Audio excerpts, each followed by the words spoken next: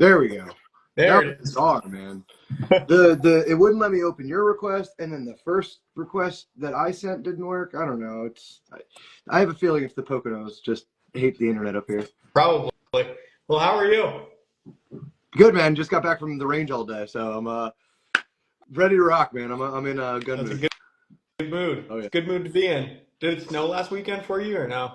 A little bit. We got drunk Saturday ended up getting dumped on. It was weird. Here in I'm only 25 minutes from my range. I got 2 inches maybe. The range got 6, but because it was all heavy and terrible, it dropped trees. There was power lines down. The whole range was. I couldn't get to my range on Saturday, so it's kind of ruined my last weekend because I was supposed to have a match on Sunday, and Not that didn't gonna have happen. that. Yeah, but nah, it's all right. It's back to doing Pocono things. It's gonna be 50, 60, and then 40, and then 70. Sounds about right.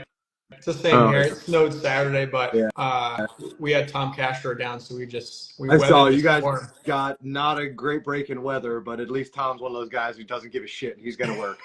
Yeah, we literally set fires out on the range. Yeah. Oh yeah, dude. Hobo barrels. Everybody laughs at me until I have 6 people around a hobo barrel, all burning them to targets. Just okay, this is the only way I'm going to survive right now. Exactly. I think we burned about. I think Angel burned about half of the range equipment there. Yeah, dude. It's just at Just some point you're day all one. right, either we end the day or we start burning 2x4s. All right, let's Yeah, just burn some 2x4s. we brought a saw and we were burning 2x4s, Yeah, I get it. old target sticks. But Oh yeah. well, I'm assuming most of the people on here are going to end up knowing you. But if you want to do a little intro about yourself, so that way the people that don't True. can Yes. kind of get to know you before we start. I'm always so weird about that. Yes. Sam Callahan, owner of Callahan Training Group and manager of Double Eagle Outdoors up here in the Poconos. I'm just a firearms instructor full time, to say the broadest umbrella. I'm a competitive shooter as thought of from the outside. I got into the whole USPSA game and teaching that kind of stuff. But now I teach a lot of you police guys, teach a lot of SWAT. I teach a lot of everybody. I just kind of teach through the avenue of competition. And that's where my whole business model stands. And I kind of shortcut people into saying competition and then backwards walk them into, hey, we're just talking about efficiency and shooting is shooting. So I just like the game of USPSA to kind of trick people into shooting better. That's all. That's all. It works. I don't think anybody's ever learned USPSA and become a worse shooter. So That's true. Yeah, I mean, it definitely works. The world of performance and practical shooting is the way to go. yeah, It's hard to get really good in a bubble. yeah, You yeah, really only get good, when you test yourself against people that are better. yeah. In my Don't opinion. study for a test you're not going to take, or don't wait for that test to be live in the streets, Exactly. It's I'd like rather, take the test every Sunday with a bunch of my bros and know what I have to study this week. exactly. It's like someone that plays basketball only in their driveway expecting to go to the NBA. Mm-hmm. Yeah, It's never going to yeah, happen unless you get out and play games absolutely, at least. absolutely. But yeah, I mean, we'll kind of jump right into it. I want to just pick your mind on training. I know you have a kind of interesting take on it. We've talked together on Rob's accelerator program. Mm-hmm. We've talked together at Granby as well, Yes. which we'll talk about more because you're going to be coming back down in May. Hell yeah. But I know you kind of you call it your dojo or your lab, where you get a lot of your shooting is based off math. Yes. And what you think you can get away with versus what you're capable of. And I've been told by countless people that I have on here is the difference between the typical A-class guy and the GM guy isn't as much as gun skills people like to talk about. It's being able to perform the same over Yep. and over and over again at your highest level. Yep. So how do you kind of work that into your training? What's this math take that you have? So you actually nailed something I tell to all my students and all my people. An A-class shooter is just a GM kind of unpolished. That's all they are. You have the same speed necessary. You just don't have the consistency. And that's what where I kind of started training at, where my training differed, where I had to start to develop the system. And I really started to understand at a masterclass level that I needed to start training differently than what got me to masterclass, because I kind of bullheaded my way season by season through C, through B, through A. And I was into this pretty new. So there wasn't as many classes to take. There was JJ, if you can get into JJ. And then some people started to pop up, but like there was nobody who did what we do now. Like at least all the time, you know what I mean? You can catch a class here or there, but it was difficult. So I had to become my own coach. And at masterclass level, I kind of realized that training the same way to get here is not the way to get to GM. And I had to start kind of taking an analytical approach. And it was a whole winter off. It was like November to March of only dry fire, where I had to quote unquote change my system and figure out like how to optimize things. And I did two things. First of all, I was one of the guys that shot with my shoulders in my ears and just like crush the gun. And I could make a gun not recoil. That's great.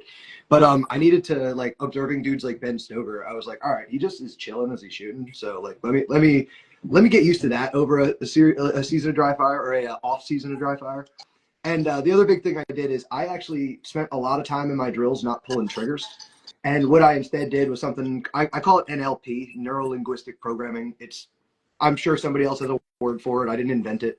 But I'd spend a lot of time doing drills where I'd pick the spot I'd like to see my dot. When the dot arrived, I'd say the word dot. And the moment I was done with the T in dot, my eyes would move to the next spot. Dot, dot, dot, rinse, repeat. And I just got into two things: take the tension out of my shooting and speed of sight. That's what I was calling it, just neuro-linguistic programming.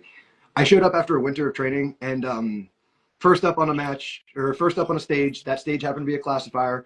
I'm cursed with Callahan, so I'm always first on the stage. And now it's March, so I'm cold metaphorically and physically because it's March in down the shore basically where I was shooting. And I said to myself, I was like, well, all I'm gonna do is like surrender to what I did over the winter, all that dry fire stuff. I'm just gonna do exactly what I dry fired. And I kind of said that I didn't mean it in a negative way, but I meant it in like a surrender way. I was like, oh, well, I'll just do what I dry fire. Don't know what else I'm going to do. This is going to be rough. And I remember it's the classifier 3V. You start behind a barricade. There's 7 targets. Some on the other. You got to reload in between. Yep. And so what I didn't realize is, well, that's not going to be a speedy one. It's all no shoots. There's a hands touching start, and there's a mandatory reload around the barrier. So by surrendering to the process and just shooting at the speed of sight, and without any tension, I literally, while I was reholstering, I said, well, that won't do it. And the RO asked me confused. He's like, what the hell are you talking about? And he showed me the timer, and it was definitely going to be a GM time had I hit all the targets. And I knew in my eyes, I knew I hit all the targets. And that was the freaky thing. I was like, I just saw 14 spots, 15 if you include the reload. I'm like, all right, it didn't feel fast. That timer told me it was fast. And we went down range, and it was all alphas. It was 103%. It was the first GM I shot. And I was like, whoa. Hold on. And then the funny thing is without having any thought interfere, it was a back-to-back stage. You shot a classifier, you stayed hot, and you went and shot like a activator, swinger sequence. And I was like, all right, well, let's see if this works. Stand by. And I just like did it again, and I 100%ed that one, and I won. And I won that match by just doing that each time. And I was like, holy shit, there's something to this. And what do you know? I had to like almost backtrack and discover what I did. Like I had to, as a coach, uncover what had happened. And what I did was stop shooting with speed or conscious control of anything other than just what sight picture would I like to see when it arrived. When I'm done seeing it, I leave. And that's my performance mode. That's it.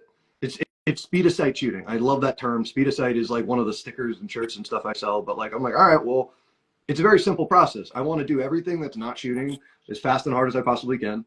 Draw, reload, whatever. But I just want to then shoot with this, we'll call it like robotic focus. And that's all I did. And kind of like backtracking for a season and figuring out what I did so that I can define this process was I started to realize that I individualized all the skills by getting up to master class. So like I knew I had a fast draw. I knew my splits were good enough. I knew this was good enough. I knew that was good enough. I had these metrics that said I was good enough. And then in that dry fire mode I was talking about, I was doing a lot of randomized training. So I got bored with just smashing the trigger or just shooting the same array and dry fire king time after time. Right. So by accident, what I did was I'd shoot, say dry fire king is a great example. I'd pop on one of those YouTube videos and you have like the same stage like 6 times. And I'd see how many times or how many different ways can I shoot the same stage with beating the par time? Or if it was easy to beat the par time, can I sneak a reload in a different spot every time? Basically just kind of spicing up my training because I'm very ADD and I just like needed to do something different or I wasn't going to do it. Feel that. And what do you know, randomized training entered my life. And I was like, all right, wow. So this whole speed of sight combined with randomized training it was literally an accidental discovery for me. It's like, I know fire existed over there, but I found my own fire. I was like, holy shit. Like this worked for me. And I convinced myself that, okay, let me kind of keep working this. And the lab it's kind of like a jestful way of putting this is I started to say, well, I want this to be mathematical. I don't want this to be emotional. I want it to be super just like, hey, I am this fast plus this fast equals this score. Don't think about it. Don't try. And I say the lab because I wanted to start treating this like a scientific process. So it's not really a lab. I say it in kind of a jestful way because I understand I'm like being the dumbest scientist you've ever heard in your whole life. But like, I wanted to start saying, well, I'm the variable. I wanted to continue returning to a fixed point and saying, I want to see changes in myself. I don't want to have to manage all the changes and everything else. But that said, I'd add randomized training to the lab. I would do, instead of doing just doubles all day long, I'll do a doubles progression, as I call it. I'll do a double until I know what my metric is. I'll do a ready up double, and then I'll do a draw to a double, and then I'll do a double transition double. And then I'll start randomizing the order and the place I'm going to put these shots. And with these two targets and a no shoot between it, I just started to realize I can randomize and go back and forth and do a lot of different things and start to work on consistency rather than PRs. Because again, like I said, I'm fast enough. I have these metrics to say like, I'm good enough here. So instead of trying to beat that, I'm going to try to do that every time, every which way. And randomized training was like the best thing I had stumbled upon. And now it seems like a normal thing. It seems like like Eric Rafael and all this math stuff has popped up. So it's awesome to see like, oh, cool, I was barking up the right tree. If he's doing it, I mean, obviously he's way further down that road than I am. Like he's discovered this and fucking gone. He's a robot. But I'm like, okay, cool. Like at least I'm chasing the right guy. Like I'm like, oh, cool. I discovered this in my own stupid, dumb way. But all right, that's what I'm going to do. I'm going to use the lab to start to make truth of a lot of things. And that's where the whole scientific method joke came up. And I called it the lab. I was like, well, what is truth? Mm-hmm. Truth is like a hypothesis I could test multiple times and get the same result, right? Well, if I do me as the hypothesis, I am fast enough and I test that every single which way, and that's true. I have this like very positive way of training and then this positive way of saying, I will do this on a stage because it's true. I have tested it every which way. There's no more try. It's very, somebody told me I sounded like Yoda the other day. I don't know Star Wars, but there is no try, there is only do. Like that's kind of this whole approach now. It's like, yeah, I'm trying to just like, well, I've proven it multiple times. I am that fast, so I will do this. And then there is no talking about stage plans anymore to me. It's just like math. I step up to a stage and there's a bunch of variables and I plug my numbers into the variables and there's a fastest time or a easiest way to achieve the fastest time. And I start to go, okay, I'll go that way. Why? It's true.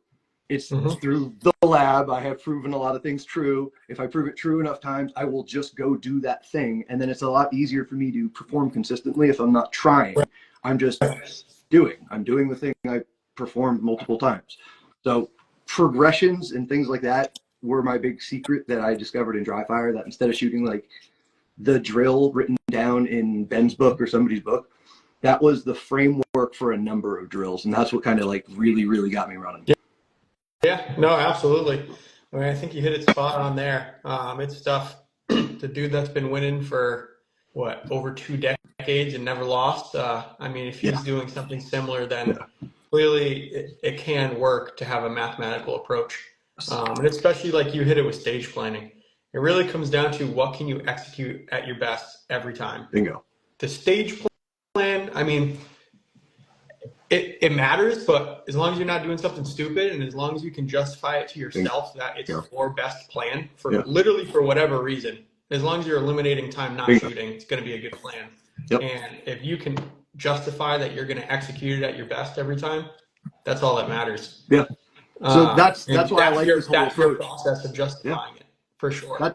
That's why I like the mathematical. You're just like, you step up on a stage and you're like, hey, if I've tried every draw and every step and every way, randomized training, rather than just doing it my favorite way all the time, I'll be able to look around here and be able to say, well, that's going to, you kind of like look around with math in your eyes. You like look that way and you're like, okay, that'll cost me 2 seconds. That'll cost me 1.5 seconds. So I'll start this way. And then I'll flow this. And you start to make the, and then at the end of the day, you find 2 decisions that are very similar. You just hit a nail on the head.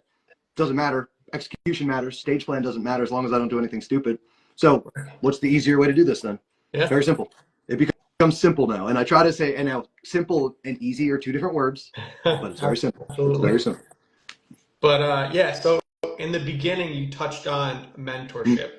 You touched in the beginning, you're like, really, all that was around was JJ.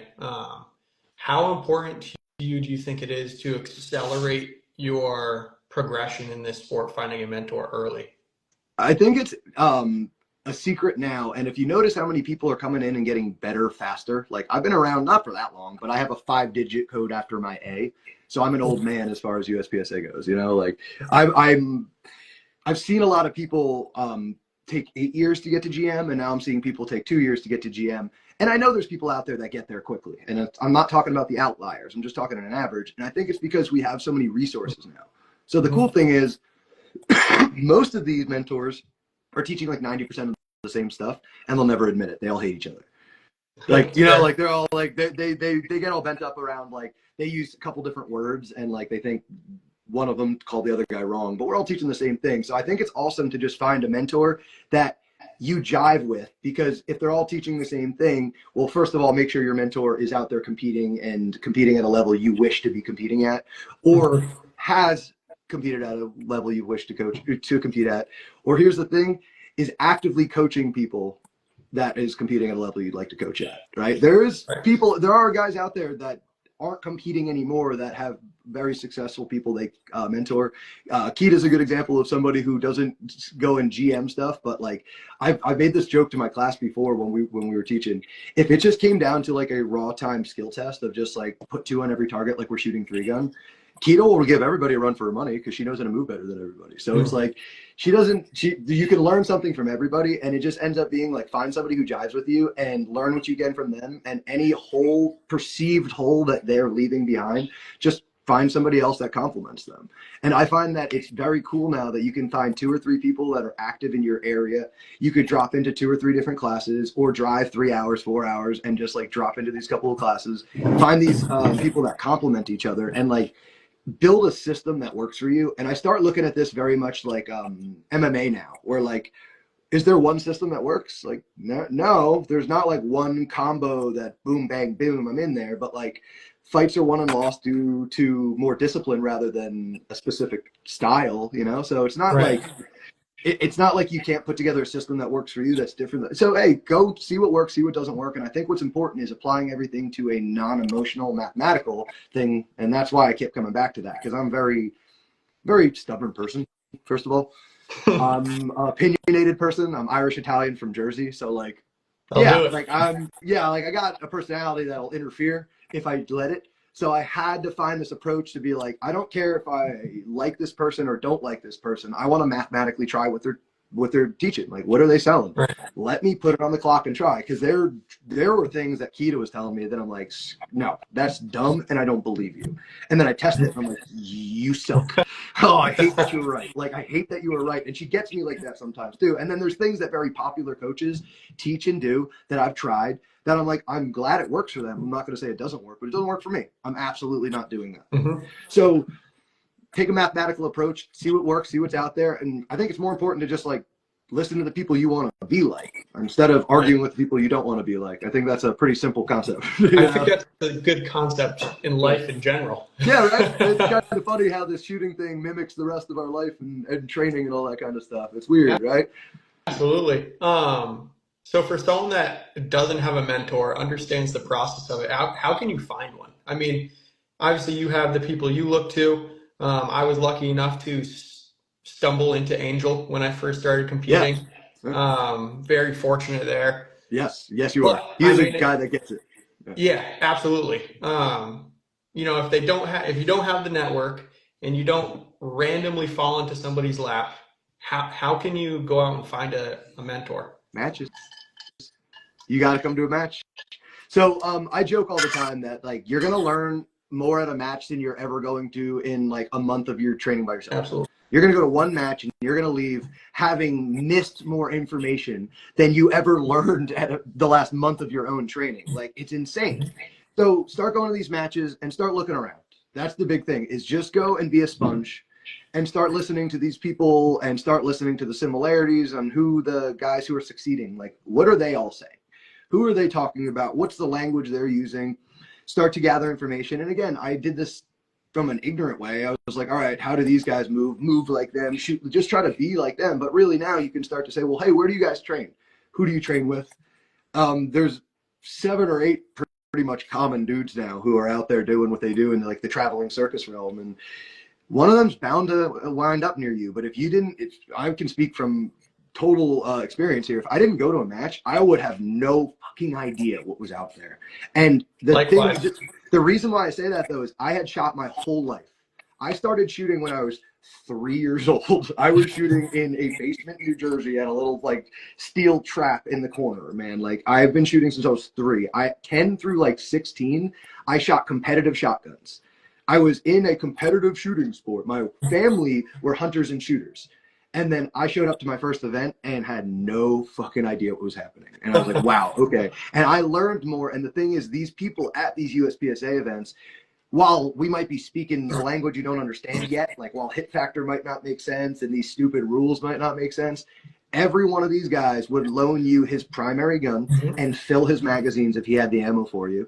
They will show you everything they have. They'll teach you everything they have, and they'll give you all the recommendations you need. I have been in a lot of competitive sports, and that is not true of any of the other sports. Yeah, I have raced motorcycles. I've competed in snowboard and ski events. Like I've done a lot of weird other competitive. I used to fly kites competitively. Nobody in any other community was like that. Nobody's touching my kite. Nobody's touching this. Nobody's helping me with my bike. If somebody saw that my edge was all screwed up on my skis, they'd be laughing and they'd be happy. If somebody saw your holster was loose, they'll walk over to you, tell you your holster is loose, help you fix it, and then give you one. So these matches are a resource that people are missing out on, not from a competitive standpoint, from a training and informational standpoint. If you're not going to them, you're gonna meet the people you want to shoot like. You're gonna see where they train. You're gonna see the gear. You're gonna see what works. You're gonna see what doesn't work. If you're not going to matches, you're missing out just from a general shooter's perspective. Yeah, it's just the algorithm online feeds you what they know you're going to like. The problem is that doesn't work. That's not helpful. What works is going out to a match and getting your algorithm rocked. That's what works. Touching some grass and getting humbled. Yeah, 100%. I mean, I'm going into my 3rd year of shooting like ever now. And I remember like my first year with Angel, I had like my carry gun. I was putting mags in the back pocket. I didn't even know what practice score was. Just showing up to matches, cold hard cash in my hand, ready to shoot. And then Angel was like, it was within the first year, he's like, you should use the full size 320. I got one. Just take it. I'll bring it to the matches for you. I'm like, dude, I'm not shooting your gun. It's yours. And he's like, I'm not going to shoot it. So you are. Go ahead. Yeah. And every match I used one of his slides and then his grip modules, because you can do basically anything you want. Yeah, just trip. Thank you for the stuff. He's literally like, just come to the match with your FCU. I'll have the rest for you. And this is, again, like, you think that's like a one-off, you think people are babying you, and you have to understand, because I'm the guy who doesn't want to accept help either, and I don't want people to like baby me. I just like, I'll ask questions. I'm curious, and I'm happy to go get my ass kicked and learn. But I don't want somebody to like give me ammo and give me magazines. I have people be like mad, be like, dude, take it. Like, I'm not trying, fucking shoot, man. Like, stop being bad. Like, come on, take it. So it's very cool in that, like, as much as I mean, don't get me wrong. There's a guy or two at every match that'll be a jerk. But the thing is the percentage of jerks in the sport are tiny. There's very small amount of jerks, and nobody likes them anyway. Like, the jerks aren't successful in the sport. It's kind of funny. Like, JJ Rakaza is kind of the funniest example of, like, you want to talk about the nicest guy who's willing to talk to you? You could shake his hand 3 years ago, and he'll remember your name and what you shoot and how you're doing. And then he'll welcome you in. He'll talk to you for 20 minutes. Like, he's also the best guy in the sport as far as like longevity and long-term success goes. That's probably still out there. So you're like, damn, man, like, it's kind of cool that this sport is so different. Because, like, I mentioned a couple of other niche sports. I don't know if, like, because the niche sports aren't more popular than shooting. Let me be clear. Do you think fucking 4-string kites are more popular than USPSA? Like, they're not. But if you message the GM of that sport, they wouldn't answer you. They wouldn't get back to you. Message JJ right now. He'll get back to you eventually. He'll get through his 100,000 messages and he'll get back to you. He will. He'll answer you. He's an awesome dude. So you start, and that applies to multiple GMs. I'm just using JJ because he's like our Michael Jordan. But Yeah. it's Yeah. I mean, I grew up playing lacrosse, and if my stick broke and I went to go ask the other team for a spare stick, I'd probably, they laugh. I'd get hurt. I'd get Yeah, hurt. yeah. Or they'd give you the shittiest thing that they have, knowing you'd be bad. It's cracked already, right? Like Yes. even, I mean, it's funny because I played lacrosse too. It'd be hard to get my stick off of me for my own teammate. Like I'd be kind of paused to give one of my teammates, like even my backup, because that's my backup. I strung it. You know, Exactly. like, Yeah. I dude, put take my my own gun, in man. this. Like I have belts in my car. I have ammo in my car. I've had people forget whole rigs and just be like, "Oh, got one in my truck, man. You're good. Don't go home. Do not go home. We got you." Because again, Yeah. it's funny because Emily said this in the chat. Like the sport doesn't grow unless like we get people involved. And if we get people involved and they have a good time, they're gonna come back. And that's the big thing in this is like I actually, it's funny. I had this conversation with one of my students on the way out the match today. Is I kind of feel like the matches are it's our duty to kind of bring all this awesome information back to the real world and back to the guys using it in the street. It shouldn't be separate. Especially when I got into this to train to be a better, I was like a prepper when I got into this whole side of things. So I was like, I wanted to learn from the shooting. I wanted to go over here and grab all this information and bring it back. I didn't want to like learn a black belt over here and like leave my black belt over there. Like I wanted to be able to bring it back. So I find that these matches and this attitude is very helpful for starting to like teach people better, get people in the sport better, get people better faster, get police better faster, get these people into the sport. And like I don't know, people don't know what they don't know. Actually, Brian Weiss was just talking to me about this. He's like, imagine how many national champions there are out there that just haven't shot yet because they didn't find USPSA, even though this is like, even though they're a shooter their whole life, like nobody finds USPSA easily. Like it's not a very well-known thing. So I found like once I found it, I found this need to like scream it at everybody because I'm like, if you shoot guns, if you own a pistol, you should know about this. Right. It's like you just have to know about this. Like I don't know why it's not like a common sport if you own a pistol. Everybody knows about trap and skeet, but like, what are you going to trap and skeet a home intruder? What are you going to trap and skeet like a SWAT raid? You know what I mean? Like it's not what works. This is what people need, and everybody's got a Glock. Everybody's got to get an AR. Like this is what people need. It's Yeah. not just a competitive shooting thing. Sounds like USPSA's got to step up their media game. Yeah, we don't have the best business mind as a collective whole as the board. I don't mean to ever like, I'm not ever going to talk shit, but yeah, we don't have the altruistic business mind. We're treated more as a hobby than a sport. And the problem is some of our board members will outwardly say, while I'm saying, hey, we should treat this seriously, we want to be treated seriously, there's board members actively saying, oh, well, this is just a hobby, nobody will treat this seriously. And I'm like, yeah, you ever heard of the yellow punch buggy effect? Like, yeah, if our board members are saying that, you know who will never take this seriously? Fucking anyone. And if they don't act seriously, no one will take this seriously. But if cornhole can be on ESPN, we're not taking this seriously enough. You know, like, I think it's silly that there's literal party games now on ESPN, and we're thinking, oh, this is just a hobby. This will never go anywhere. Yeah. Come on, man. Yeah. I mean, look at lacrosse 20 years ago. Yeah. Unknown. Weird. Unknown. If I saw a lacrosse net in someone's backyard, I either knew who they were or I was like, I'm just going to go knock on their door because I'm going to have to know that person. Then you probably went to the same thing as me. You went to every final and championship because you could just go and you could go stand next to the field basically and all these things with your stick in your hand because nobody was there yet. And now it is a sport. Right. Now it's a real thing because you know what? They treated it like a real sport. Even though it was new and weird and people didn't know, they're like, hey, we're going to be competitive. We're going to model some competitive sports. We're going to do what the other sports that are successful out there. And it's funny because I might be racking on like trap and skeet, and I see Cody, like my sister shoots sporting clays. So like sporting clays is a good example of this. Like, hey, sporting clays is a fucking billion-dollar industry at this point. I don't really know. I'm being hyperbolic, but they're a real industry that makes like real money that people spend real money in. And it becomes kind of like a thing that families come to and people base their vacations around. And I say all the time, why don't we just model what Sporting Clays is up to? You know, it's ironic. Our Nationals is now at the Cardinal Center, where Sporting Clays Nationals is every fucking year. So it's like, hey, all we need to do is just like reach over the aisle and be like, hey, we don't know everything. Can we just like learn some stuff from you guys and keep doing, like, I think our sport is the best format for like learning what we need as far as performance shooting goes. Yeah. But we It's can also the have a most better fun to business. watch. Yeah.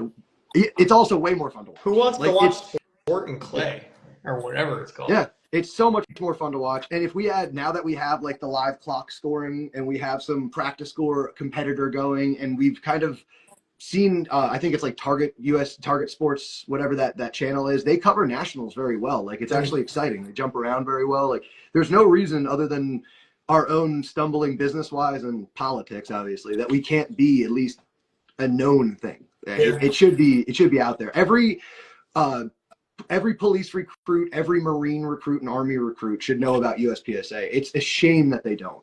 What's cool though is, hey, I don't know if you guys know this, but Marines are adopting hit factor scoring for their quals.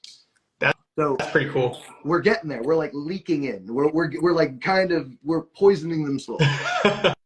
Well, that's good. Well, on the topic of Mill and LE, I know you train a decent amount of LE guys.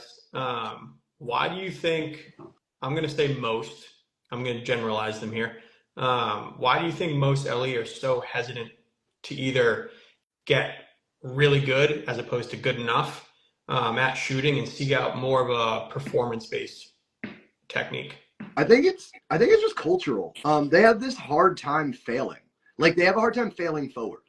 They have to meet a standard, and then they don't want to fail because they have this weird cultural thing where, like, I want to shoot perfect quals, and I don't. And it's just more of like, I really honestly think it's just a cultural base, like, good enough because, God forbid, I look stupid. You know what I mean? God forbid I look dumb. And now what's cool is, I know why you like are generalizing, because the tides are shifting, and you know who you mean when you meet those cops. Because now, like, I have whole SWAT teams now that train hit factor stuff, that do all this kind of stuff because they see the value in it. Mm-hmm. But those guys are comfortable looking stupid, training, but it's because they started to train together.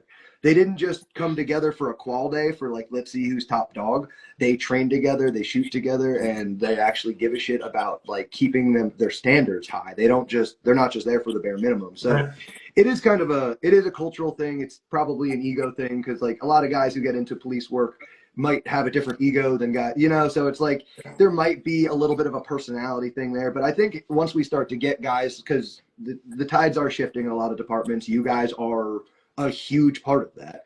And you could start to be like, well, you guys have, like, again, I say poison because we've gotten in there, right? Like, we've, like, gotten in there. But now as new recruits come in and like, oh, cool, well, my superiors are very happy going out on Sunday and getting his ass kicked by some plumber GM, some accountant GM, you know what I mean? So obviously I'm going to be comfortable training and going out with them. I think the cultural shift is changing now, and it's not that cops, like, have to hide and be the tough guys anymore. Like, they're people, they train, and I think it's important too that citizens see the cops out there training. I think it's cool to start seeing, we have, you guys are a good example. In New Jersey now, there's a couple of different guys who have popped, 2 different groups now I can name that are like the New Jersey State Police and then the New Jersey Police in general that have practical shooting teams. Because awesome. The younger guys got into it. Now there's some master class shooters on them. There's some guys who can rip on it, and they're the ones teaching their unit. So I think the tides are shifting. I think it's cool to see. I think this whole performance shooting thing and seeing what's out there is it's a good thing to see. Like Emily said, that some kid wearing short shorts and Crocs will beat your ass if you're not out training, because that's, generally speaking, when I walk in to go train with the SWAT, what I do is I walk in trying to look silly. Like, I don't want to dress up. Like, I go in because I have my buddy who's the head of the SWAT trainer, who's trained with me a bunch, who's very comfortable looking dumb on my side of things, because he'll make me look dumb in shoot houses. So he's like, he'll come out and look dumb with me. But when he brings me in, I come in like a clown, and I try not to look like anything.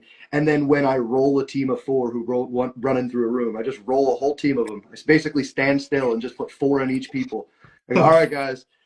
So it turns out the shooting's a little bit more important than cry gear. It turns out, like, the shooting stuff's a little bit more important. What's your shooting metric? And I start to ask a lot of these guys, hey, man, like, what's your time to first shot? What's your split? What's your transition? What's it change when you're moving? What's your accuracy percentage? And nobody has any numbers for this. And you start to realize, oh, shit, you're not taught, like they don't know this. Mm-hmm. It's not that they don't know. It's not that they don't want to know this. It's like, you don't know what you don't know. And USPSA is such a secret, and training like like failing forward as we do in USPSA is such a hard thing culturally that it's kind of been this well-kept secret until late. Yeah, I mean, we're in a bubble. In real, we shoot matches every week. We go on our phone. Our internet is consumed with it. But the tough part is understanding that that's not everyone. And a lot of these guys may not even have social Yep. media, or I know if they're a not. lot of cops don't want to have social media and don't want to be on that kind of stuff because I of the envy profession. them. Yeah, I get it. Like, I understand. So I'm like, I'm forced to be on social media because of the world we're in. If I didn't have a job where I had to advertise for my business and everything, I'd be a ghost. You wouldn't hear from me. So it's like, I wouldn't hear of USPSA. I'm lucky. You know what I mean? Like, I'm not the guy that consumes social media and consumes what's going on out there. Unfortunately, we live in a world where the algorithm will bury you in bullshit. And if you're not looking hard for it, you're not going to find this stuff. And what's weird about USPSA in general, this kind of training in general, is it forces you to be uncomfortable. And that's also not what people like. Right. Like, just by nature, you do what's comfortable. You train what you're good at because it's comfortable. Like, nobody seeks, to a large degree, most people don't seek out being uncomfortable. And I think that's it's up to the few bunch of us that do seek it out. Because I was one of them. I'm one of the people that, like, I don't want to say seek punishment because that sounds so wrong, but like I pick up a pistol and I go, well, where does this end? And I go online and I say, who's the best pistol shooter? And when I was getting into this, I got into it via 3-gun, via Jerry Mikulak. So I was like, well, I'm going to go chase him down. Mm-hmm. And I don't care how dumb I look along the way. I'm going to go chase him down. So, like, thank God I'm happy going and being stupid and dumb and looking dumb and learning dumb lessons because I can wrap it in a tidy bow and give it back to my police officers. Right. And I can give it back to my guys. But, like, I think it is kind of up to the weird ones of us to drag this into the light right now. Yeah, I hear you. So for your students, when, whether you're teaching, whether you're doing some privates, what do you find? Do you find common struggles between students? And what do you think, like, those biggest struggles for, your students typically are? So it's funny because I've had like a different approach to how I've been teaching this year, and I'll keep the details to a minimum because I talk enough. But I have found that vision in general is the missing link. And then I kind of tie that in with mental because visual is controlled by your brain. It is kind of all mental. But of all the processes, I find that vision specifically. And then once we can nail down the vision, tying the vision into mental confidence is a big deal. Things like shot calling, things like reading your vision, reading what you're seeing, being sure of what you're seeing the moment you see it. I've seen some potentially great shooters struggle because their vision's not that great. And I've seen some people who are okay shooters lock in and like, boom, take off running just because I've never understood what I need to see. Like, I didn't understand what I needed to see. And teaching people things like what's an acceptable sight picture at the various distances, what are the acceptable conditions, what can I do? That's the big thing. I think that's the big thing that people really, really have a hard time with is understanding what they need to see, how they need to use their brain. And funny enough, that stupid ACE program is a good hack in that, by the way, is like, I find that once people hit like A class, the hardest thing to work on is vision and mental because you don't know what you're like. I don't know what I need to see. Like, I'm not aware of, like, how do I know what I need? I can't get inside your body and show you what to feel and make you see what you need to see. Mm-hmm. So that little ACE thing really helped me, like, tune up and better explain a lot of this visual stuff and how the processes work too. But I think eyes are like the muscle in shooting. Like, that's it. Like, your eyes are like your biceps. It's the pretty muscles in shooting. Absolutely. I mean, even last weekend, I had a major breakthrough with vision in Tom's class. And although it was simple, just having a high-level coach look over me and be like, dude, you're sucking because of this. Yeah. Try this. And then it immediately clicks. Yep. And I'm like, oh, well, that's been a bad habit of mine forever that I thought was good because I've been able to get this far. Boom, there it is. And it's one of those where you're like, oh, I've gotten this far with force, and now you have to like finesse it out. And there it's like, okay, there is something different. It's not a 180 shift, but it's like a refinement of a process. Little tweak. Like all of a sudden, and it's never, correct me if I'm wrong, it's never physical. It's never like, oh, I just needed to try harder. No, never. Never It's void of physical control almost, right? It's so much harder because now it's mental and visual, but like that's typically once people hit a plateau, it's rarely going to be physically. It's Yeah, and rare. it wasn't even a lot of me personally, it wasn't even a lot of my transition times. It was being able to clean stuff up and refine it at the speed I was currently going at. Bingo. Is being more accountable, getting more information at that speed, knowing what better to or how to read it or what to look for. Like there's a bunch of different ways because, and I also say like everybody's different. So if I tell everybody to look for the same thing, that's me doing a disservice as a coach. I'm not That's why I'm not even going to go into depth on the feedback because what for me the refine is could be totally different for somebody else, and it will do absolutely nothing for them. Or they need it at a different time in their shooting career, because that's something funny that like you could take a Tom class now and then take a Tom class next year, and you'll pick up a bunch of different things as that shooter. So like you might say something that somebody's like, that makes no fucking sense to me right now, and then in 2 years you're like, I know exactly what Matt was saying. I get it now. Like it's funny because I just had a student say that to me today. He was listening to something on my podcast like 2 months ago, and he said today, he was like, he did something, we worked on something. He goes, that's what you meant. And I was like, what? He's like, from the podcast, blah, blah, blah, blah, blah, blah, that's what you meant. I was like, yes. Holy shit. Yeah. So like he heard it, he didn't understand it. It took him some application, and then boom, golden moment. So like, yeah, it's weird. Like some of this feedback will sit dormant in your body. Yep. Some things you'll never use. Something will be a clickable moment like you had at Tom's class. You know what I mean? It's very odd. And I think this is why it's important to seek out different instructors, different people. Like don't put all your eggs in one basket. Just, I think that's important. And then the application is very important. But in general, man, you'll start to see like how important vision is, how aggressive Tom is with his vision and things like that, right? Like you start to see how important it is to really be like specific with your vision. I'll leave it at that. Specific. Yeah. I mean, you're spot on. And another thing is too, like you made good point of this, especially with all of the virtual content that's out here. Whether it's, your online training, whether it's your podcast, whether it's lives like this, we can talk about stuff and you can say certain things. And then if they go train with you and then they come back and listen to it again, it's going to hit on a different level. Like it's weird to say, and people are like, yeah, okay, whatever. But it makes sense in a more real way because you've put it into application in person with the person that you've been reading about, listening to, whatever.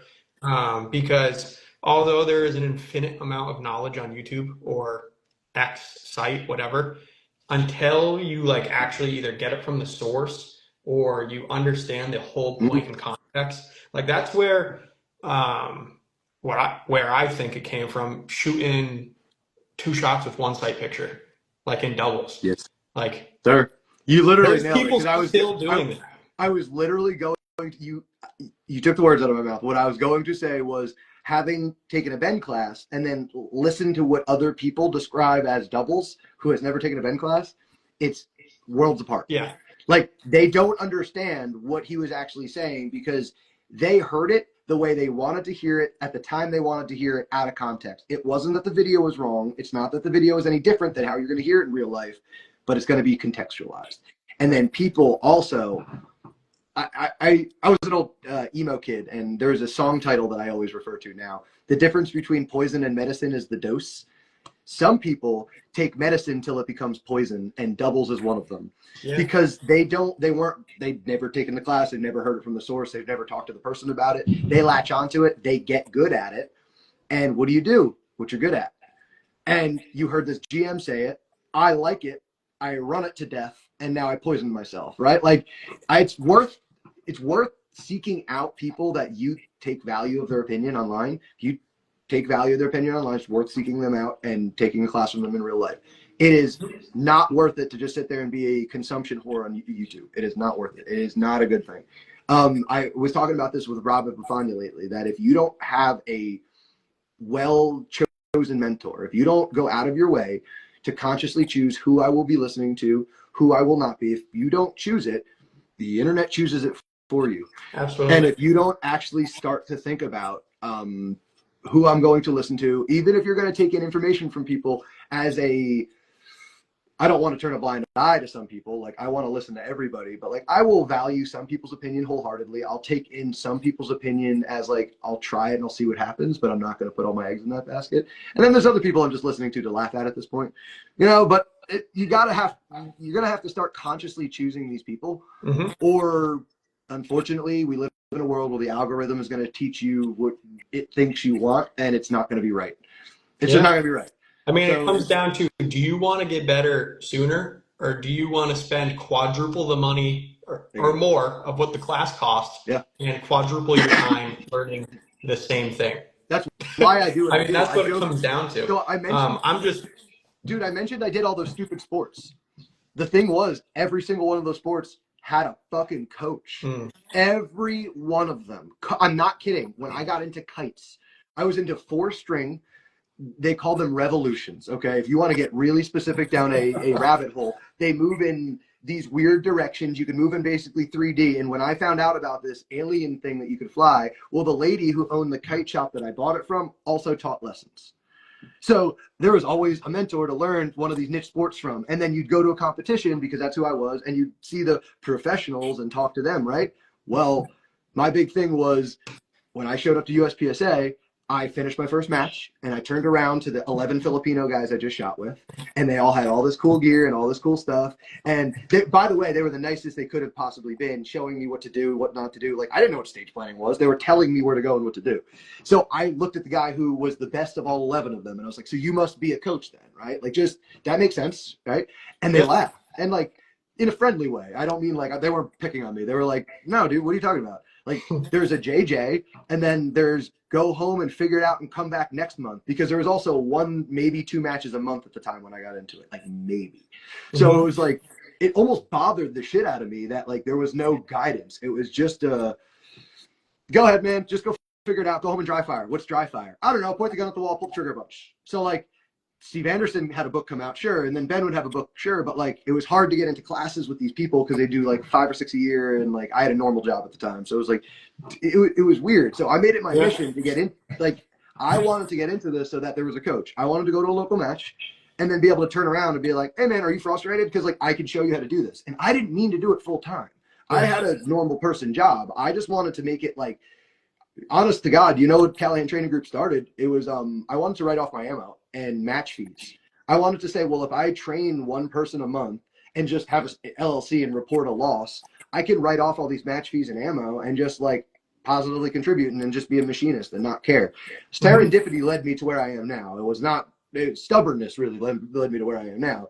But like, that was what it was. It was like, I felt bad that it took me like 5 years to get to like master class. I was like, that's ridiculous. It shouldn't take people this long. I bounced off the walls like an idiot for so long. If somebody just pointed me in the right direction, it would have been way easier. So like, I wanted to be a coach. It's cool to see these coaches popping up more. It's cool to see like Angel now is like one of those guys that I'm talking about. Like, you don't need to be some 50,000 followers on Instagram to be an incredible shooter and coach. It's awesome that there's this group of people around us now. Like Rob Epifania, he's got a big online presence, but like, he's one of those guys that like, if you're near him, it's worth taking a class. There's a lot of these GMs around now that just teach part-time or full-time that don't need to be popular. They don't need to have some huge mastery class with a patch or whatever. Like, they don't need to be popular to do all that kind of stuff to be an incredible coach. So we're in a time of like, we're blessed right now. We really are. Like, we're blessed that there's, first of all, you can't attend all the matches there are. Right. There's one a weekend, if not more, every single weekend. There's probably a class within 3 hours of driving distance every month now. It's like, it's insane. And now, so Emily just beat me to it. And now there's so much online coaching. It's crazy. Like, first of all, there's virtual stuff like VR, but then there's virtual coaching now. Like, I have a little virtual group. We do meetings. Rob's got this accelerator program now that like, we're watching people actually get better match scores and match results and stuff, because it's coaching. It's not just like an online, it's not like a Patreon. Like, it's us there talking to people, coaching people, sharing this, doing this. By the way, most of these people will be at our matches and the places we're at. We're shooting with these people. So it's like, we're in the golden age of performance shooting, honest to God, as long as you're open to just listening right now, as long as you're open to trying things. Yeah. I mean, 100%. There's so many decent options out now too, especially virtually. I know Tom's got a great program. Yeah, Tom's got a dry fire program. there's I even like I'm mentioning the smaller guys. I think Angel does online coaching too. I do online stuff. Rob does online stuff. Yeah. There's like we live in a day and age where like you have to be closed-minded or closed off to not get the coaching, and Yeah, that's absolutely. awesome. It's awesome. Yeah, I mean, Angel and I both have online program as well. Yeah. And then, especially like what we were talking about before, like after taking Tom's class, and then, I did a little bit of Tom's dry fire Yep. program in the beginning, and then I took Tom's class. Now I'm jumping back into it, and just off the first few days, I'm like, holy shit, I was doing that other stuff so wrong. Yep. And now Yep. it's clicking, like we are talking about, before with you can consume as much as you want of I'll call it the free content. But until you actually get out there and learn the stuff from the real source, that's where things start to click. Bingo. That's when you actually get them in context. Bingo. And especially I feel like we all know the difference between an instructor and coach now. If you want to get good fast, the best way, in my opinion, is to find a good coach/mentor. Yep. Somebody that can look at you and tell you you're sucking at this, and this is actually how we're going to fix it on a personal level. Yep.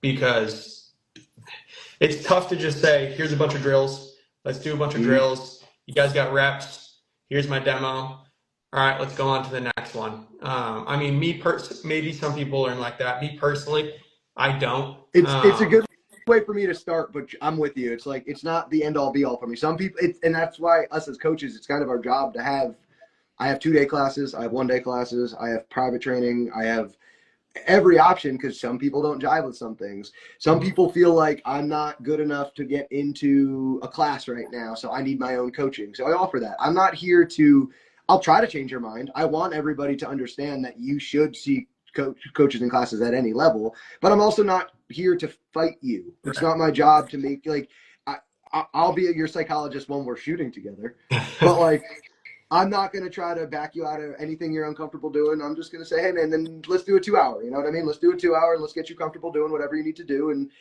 then people start to realize, oh, I should have done this sooner. And you realize like, oh, I should quickly seek out coaching. I should have more quickly looked at what I was doing. Now the thing is like guys like Tom with the dry fire programs, it's structure that people are lacking, and structure works. And that's the thing. That's why I built my CTG system and like my 2-track training approach. It's not that I think I'm right. I'm not like, this is the equation that works.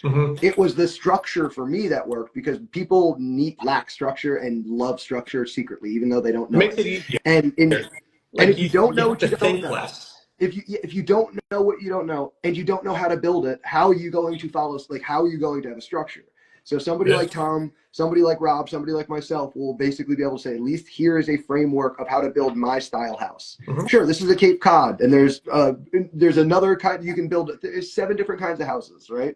But this is my house. It'll work. It'll build this kind of house every single time, and you can live it, right? Yeah. So it's kind of important to start to introduce some structure and start to do that. And a lot of these guys, their structures are so similar.